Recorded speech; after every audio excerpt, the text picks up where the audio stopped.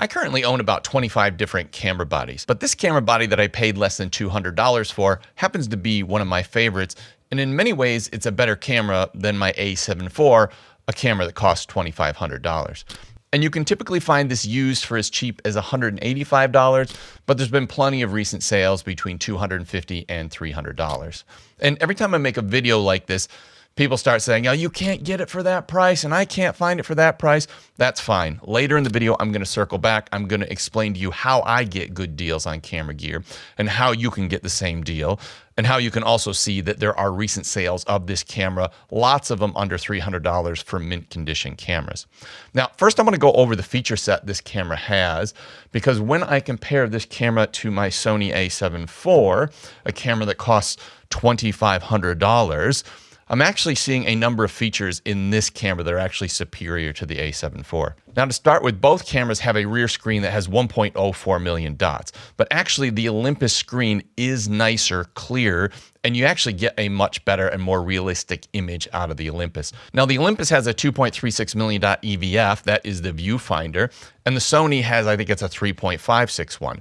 But the Olympus has a higher magnification, and it actually has a better image. In addition to that, the camera's autofocus is exceptionally good and really keeps up with many modern cameras. It can shoot 10 frames per second. It has Wi-Fi phone connectivity. The body is actually dust, splash, and freeze proof, so it is a weather sealed body. And the build quality of the body is far superior to what the a7 IV is, and it just feels a lot nicer in the hand as well. In addition to that, it has 5-axis in-body image stabilization, which is unquestionably better than the performance out of the a7 IV's in-body image stabilization. It also has 6 different JPEG modes, including the ability to control contrast, sharpness, saturation, and graduation in all of those different modes. It has exposure bracketing, it's got HDR, and it has multiple exposure options. It allows you to put voice notes associated with the images in the camera, or if you take a picture of something, and with this new Instagram stuff where people like to put audio that goes with the video, you can actually take a picture and then record audio of the scene that you're in to mix with an Instagram slideshow.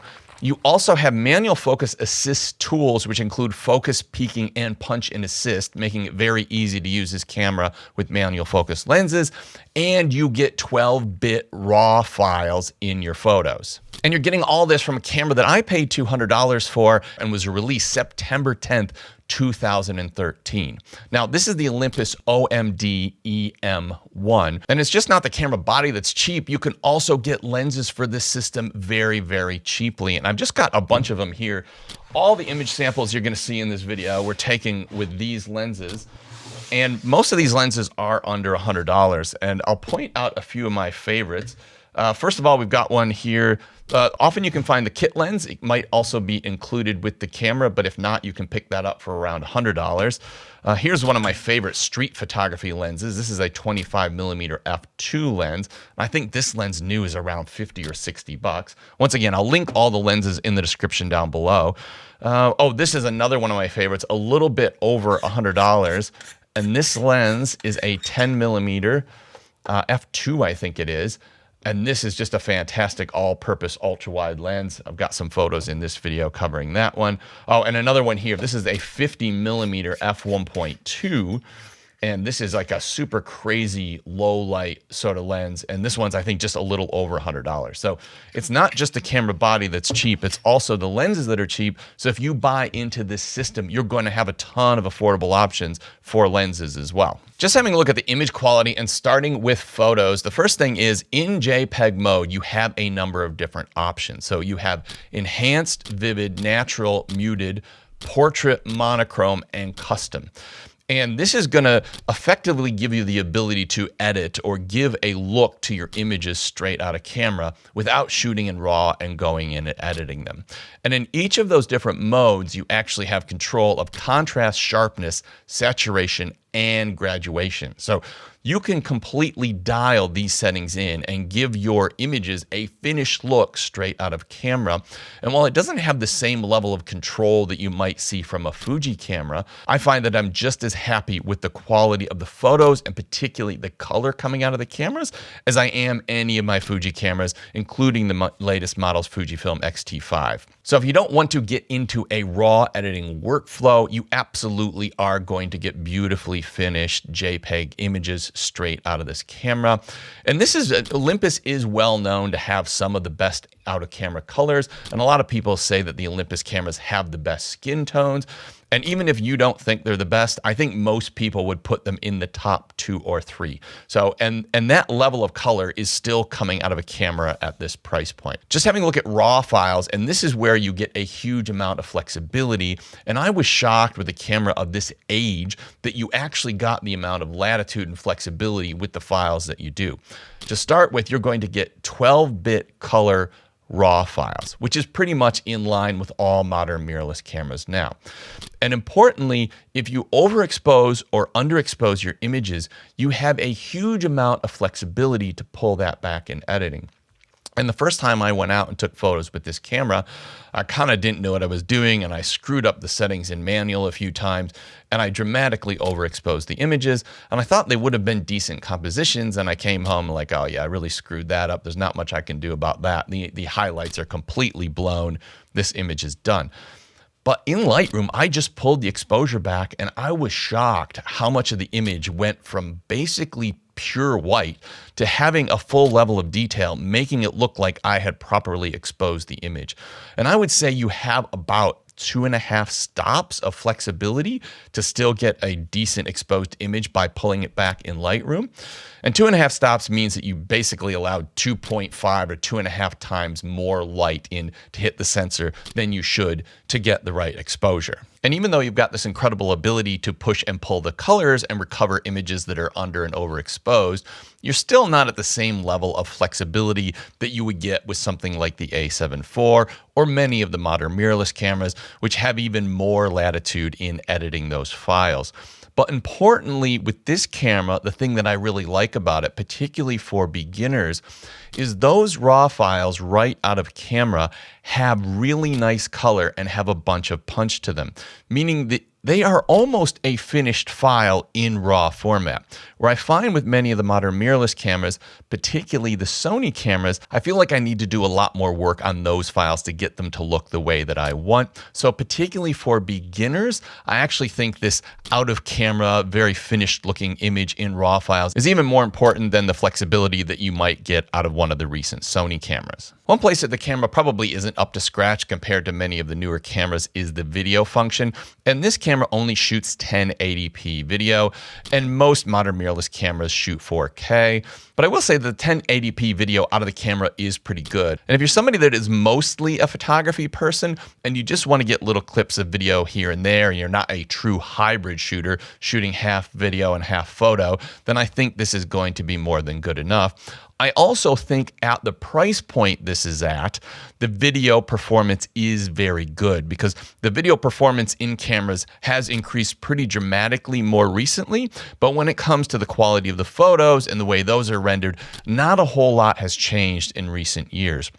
So if we look at a camera at this price point, I don't know that there's a lot of cameras out there that are going to give you better video footage than you're going to get out of this camera. In addition to that, because the camera has this really high quality in-body image stabilization, this is going to make your video footage much smoother, much nicer, and much more watchable. And I think pretty much any other camera at this price point is not going to have in-body image stabilization. Another place this camera excels for a camera at the price point is the autofocus performance. And there are Sony cameras out there of a similar size and a similar age, but that was back when Sony had terrible autofocus. And when you compare the autofocus of this $300 camera to any $300 Sony that you can buy right now, this camera is absolutely gonna blow it away, both in accuracy and in speed. But for all general purpose photography in my use, including family travel and street photography, the camera basically didn't miss. I just want to go over the build quality of this camera because one of my favorite things about it is as soon as I pick it up, I feel like I am using a premium pro level camera. And this camera feels way better in the hand than most of the cameras I own, including that Sony A7 IV that I was talking about earlier. Now, first of all, as I said, it is a weather seal body. And when you pick it up, it is a very small, compact camera, but it actually has a reasonable amount of weight to it. Now, it's not heavy by any means, but it feels dense and it feels like a very premium camera.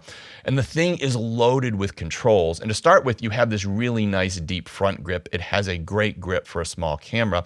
And just in front of that, you've got two programmable buttons. So you can change these to sort of whatever you want in your settings to allow you to control the camera and customize it the way you want. And your kind of fingers just sit there perfectly.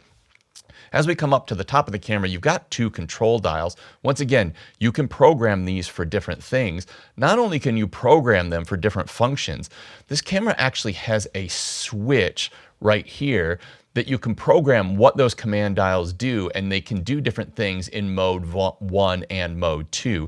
So to start with, normally they are your aperture and your shutter, but you can slip it into mode 2, and then that controls your ISO or white balance or other commonly used functions. Now, looking at the top of the camera, we also have our mode dial there, and you can see we've got our program mode, our aperture mode, shutter mode, manual mode, video mode, and then we've got a few other specialized modes. We've also got a full auto mode. And then up here, we've got the on-off switch, which is like a really nice, you just know that it's on and off. And then we have the record button for video. And then we have a number of programmable function buttons. So that is a programmable function button. And in the back there, that is a programmable function button.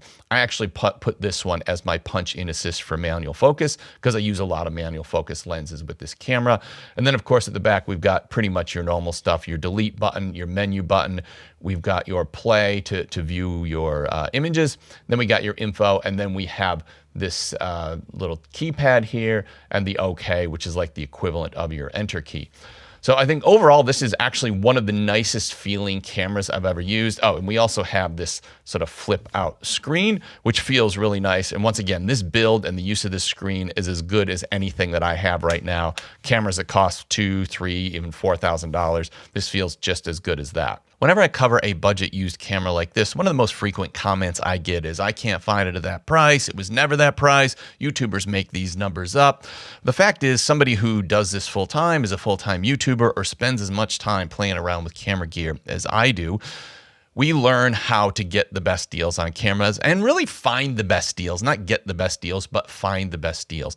And I've got a bit of a workflow I go through, and anyone can do this. And I think anyone, if they have the patience, can buy this camera for around $200 or $300. Now, to start with, we want to establish, what the value of a camera like this is, or what is the cheapest price people have recently paid for this camera.